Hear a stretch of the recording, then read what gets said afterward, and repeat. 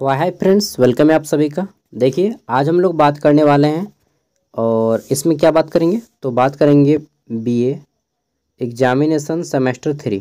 ठीक है। और जिनको भी पढ़ना है कितना 1206 से लेकर के 1526 तक का इतिहास, ठीक है, उन सभी के काम में ये आने वाला है। अब 4 साल का ग्रेजुएशन में देखिए 4 ईयर अंडर ग्रेजुएट प्रोग्राम है। इसमें मेजर पेपर के नाम से इसको जाना जाता है या फिर माइनर पेपर, ठीक है, या फिर एमडीसी पेपर, कुछ भी नाम दिया गया हो, ठीक है। और जनरली या तो आपको सेमेस्टर 3 में मिलेगा या फिर सेमेस्टर 4 में ये पेपर, ठीक है। और सेशन कोई भी हो, बस आपको पढ़ना है 1206 से 1526 तक का इतिहास, मध्यकालीन भारत, जिसको हम लोग दिल्ली सल्तनत के नाम से जानते हैं। तो आपके ये क्वेश्चन मैच करेंगे। अब चलिए हम लोग क्वेश्चन देखते हैं, ठीक है। तो हमारा पहला क्वेश्चन यहाँ से शुरू हो जाता है, सेक्शन ए। देखिए, ये आपके शॉर्ट आंसर टाइप क्वेश्चन है, 1 मार्क्स या 2 मार्क्स के, ठीक है। कुतुबुद्दीन ऐबक की मृत्यु कब हुई थी? तो नोट डाउन करते चलिएगा अगर आपके सामने कॉपी पेन होगा तो कुतुबुद्दीन ऐबक की जो मृत्यु हुई थी वह हुआ था 1210 में। केवल डेट लिख दीजिए, काफ़ी है, ठीक है। कुतुबुद्दीन ऐबक इसी के नाम मतलब यही कुतुब मीनार का निर्माण करवाया, ठीक है। मतलब निर्माण कार्य शुरू करवाया था और बीच में मर गया, तब इसका जमाई इल्तुतमिश ने इसको पूरा किया था, ठीक है। कुतुब मीनार कुतुबुद्दीन ऐबक ने काम शुरू किया, इल्तुतमिश ने पूरा किया। अगला है इल्तुतमिश का शासन काल बताना है, ठीक है। तो कुतुबुद्दीन ऐबक, उसके बाद इल्तुतमिश। तो ये 1210 में जन्म लिया था, ठीक है, बीच में मर गया। उसके बाद इल्तुतमिश आया और यह जो शासन करता है 1210 में मरा ना, तो 11 से लेकर के 1236 तक शासन करता है, ठीक है, 1236 तक। नेक्स्ट है आपका यहाँ पे रजिया के पतन के 2 कारण बताइए। देखिए, रजिया सुल्तान भारत की प्रथम मुस्लिम शासिका थी, ठीक है। प्रथम मुस्लिम शासिका मतलब प्रथम मुस्लिम राजा, ठीक है। तो बादशाह थी प्रथम। और देखिए कोई भी मतलब उस टाइम पे कोई नहीं चाहता था कि लड़की राजा बने, ठीक है। इसलिए रजिया से बहुत से लोग जलता था। पहला कारण पतन, पतन मतलब कि उसका समाप्ति। तो पहला कारण कि लोग नहीं चाहते थे कि कोई महिला शासक बने। दूसरा, रजिया का प्रेम प्रसंग, हाँ सही सुना आपने, ठीक है, कि इनका जो लव था उसके कारण इसका डेक्लाइन हुआ। दूसरा शासन हो गया। तीसरा रीज़न था कि गैर तुर्क को ज़्यादा महत्व देने लगे थे रजिया, ठीक है। तो ये भी एक रीज़न था। 3 को रीज़न मैंने बता दिया। अगला है बलबन के 2 राजतत्व सिद्धांत बताना है, ठीक है। Tell the 2 kingship theories of Balban. तो देखिए, बलबन जो है ना, ये आपने सुना होगा कि लोह और रक्त की नीति किसने अपनाई? तो बलबन ने। लोह और रक्त की नीति, आयरन एंड ब्लड की जो थ्योरी था वो बलबन ने ही अपनाया था और इसका सिद्धांत था, ठीक है। इनका एक पहला सिद्धांत था कि राजा जो है निरंकुश होता है, मतलब राजा पे कोई अंकुश नहीं लगा सकता है, ठीक है।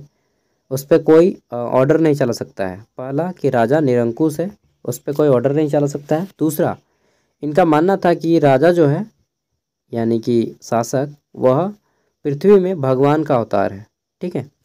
दूसरा हो गया। तीसरा, बलबन ने अपने दरबार में जितने भी लोग काम करते थे सभी के लिए ड्रेस यानी कि पोशाक निर्धारित कर दिया था कि ये इस तरह का ही पोशाक पहनेगा, ठीक है।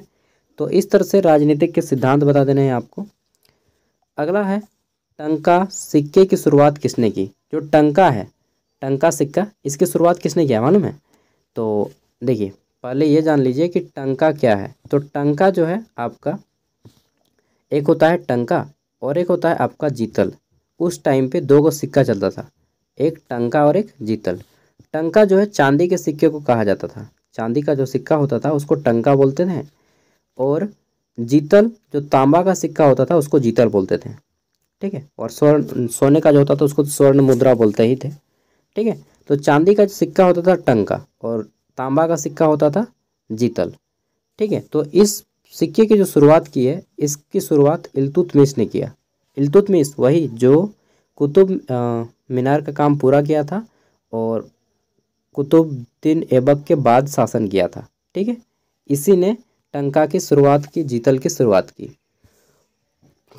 अगला है हमारा यहाँ पे मोहम्मद बिन तुगलक की 2 योजनाएं बताइए। तो देखिए, मोहम्मद बिन तुगलक की 2 योजना बताना है आपको। Tell the 2 plans of Mohammad bin Tughlaq. ठीक है, मोहम्मद बिन तुगलक की बहुत सारी योजना थी, जिसमें सबसे फेमस योजना जो थी वो आप सब जानते हैं कि दिल्ली को राजधानी से हटाकर दौलताबाद ये ले जाना चाहता था। ठीक है, और दूसरा ये टैक्स बहुत ज़्यादा बढ़ा दिया था। ठीक है, तो 2 गो योजना ये आप लिख दीजिए, काफ़ी है।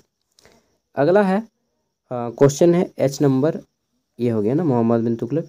बाजार नियंत्रण व्यवस्था की 2 विशेषताएं बताइए। देखिए, आपने सुना होगा कि बाजार नियंत्रण व्यवस्था ये क्या है, बाजार को नियंत्रण करना।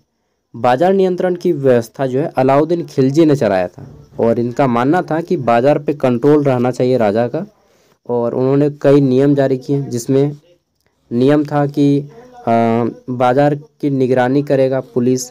ठीक है, बाजार की निगरानी करेगा। दूसरा था कि अगर कोई व्यक्ति मान लीजिए 50 ग्राम डंडी मार दिया ना, तो 50 ग्राम उसके बॉडी से मांस काट के निकाल दिया जाएगा। इतना डेंजर रूल था इसका। ठीक है, मतलब कोई चोरी करने से भी ना काम जाता था कि भाई अगर हम उसको 10 ग्राम डंडी मार लेंगे तो 10 ग्राम उसके शरीर से मांस निकाल लिया जाएगा काट के। ठीक है, अगर कोई यौन अपराध करता था तो उसका लिंग काट दिया जाता था। पढ़ रहे थे तो अजीब लग रहा था यार, NCERT बुक में लिखा है, मजाक नहीं बोल रहा हूँ। ठीक है, तो इस तरह से बहुत कठोर रूल रेगुलेशन था अलाउद्दीन खिलजी का बाजार नियंत्रण पे। ठीक है, तो बाजार नियंत्रण अलाउद्दीन खिलजी, 2 गो विशेषता मैंने बता दिया। आप मतलब अच्छाई को ही लिखिएगा, जो सूट ना करे उसको मत लिखिएगा। नेक्स्ट है तुगलकनामा किसने लिखी। तो देखिए, तुगलकनामा जो है अमीर खुसरो का नाम सुने होंगे, अमीर खुसरो। ठीक है, इन्होंने ही लिखा है, अमीर खुसरो ने लिखा है तुगलकनामा। और अमीर खुसरो को हिंद का तोता या तूतिए हिंद कहा जाता है। ठीक है, हिंद का तोता या तूतिए हिंद, अमीर खुसरो ने बहुत सारी शेरो शायरी लिखी थी। अगला है घोड़ा दागने की प्रथा किसने शुरू की। तो देखिए, घोड़ों को दागने की प्रथा शुरू किया था अलाउद्दीन खिलजी ने। यही अलाउद्दीन खिलजी जो बाजार नियंत्रण लगाता है, और यही आपका क्या बोलते हैं, घोड़ा दागने की प्रथा भी शुरू करता है। और यही वो मूवी देखे हैं, क्या मूवी का नाम है, पद्मावत, यही अलाउद्दीन खिलजी था। ठीक है, एकदम मुठो गजब है उसका यार ना। हाँ, और फिर मतलब शौकिया आदमी था पूरा। अगला है लोधी वंश के संस्थापक का नाम बताइए। तो लोधी वंश का संस्थापक था बहलोल लोधी। ठीक है, और दूसरा क्वेश्चन आता है कि लोह और रक्त की नीति किसने अपनाई थी, बलबन ने। ठीक है, चलिए, ये तो हो गए आपके 1 मार्क्स वाले क्वेश्चन। अब देखते हैं लॉन्ग आंसर टाइप क्वेश्चन। तो आपके एग्जाम में अलग अलग टाइप से मतलब मार्क्स अलग अलग रहेगा, लेकिन लॉन्ग आंसर टाइप ऐसा ही रहेगा।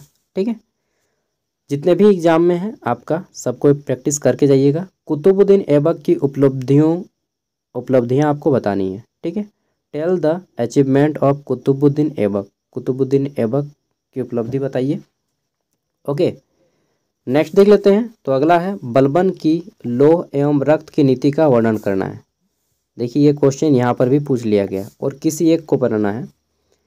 नेक्स्ट है आपका अलाउद्दीन खिलजी के आर्थिक सुधारों का वर्णन कीजिए। ठीक है, नेक्स्ट अगला क्वेश्चन है फिरोज शाह तुगलक के विभिन्न सुधारों का वर्णन करना है। ठीक है, नेक्स्ट देख लेते हैं। तो अगला हमारा क्वेश्चन है मोहम्मद बिन तुगलक की विभिन्न योजनाओं एवं उनकी विफलताओं के कारण बताना है कि उनकी योजनाएं क्यों फेल हो गई। ठीक है, और कौन कौन सी योजना थी, आगे देख लेते हैं। तो नेक्स्ट हमारा क्वेश्चन है दिल्ली सल्तनत के पतन का क्या कारण था। जो दिल्ली का सल्तनत था क्यों ख़त्म हो गया। अगला क्वेश्चन, अंतिम 2 क्वेश्चन है दिल्ली सल्तनत की प्रशासनिक व्यवस्था बतानी है कैसी थी। और 9 नंबर है सल्तनत कालीन अमीर वर्ग कुलीन वर्ग पर लेख लिखिए। तो ये सारे क्वेश्चन है दोस्तों, आप लोग कर लीजिएगा, डेफिनेटली आपको एग्जाम में बेनिफिट पहुंचाएगा। इसका PDF मैं वीडियो को डिस्क्रिप्शन में दे दूंगा। ठीक है, तो चलिए, ऑल द बेस्ट है मेरी ओर से एग्ज़ाम का। जैसा भी हो, एक भी क्वेश्चन मत छोड़िएगा एग्ज़ाम में। ठीक है, बाय।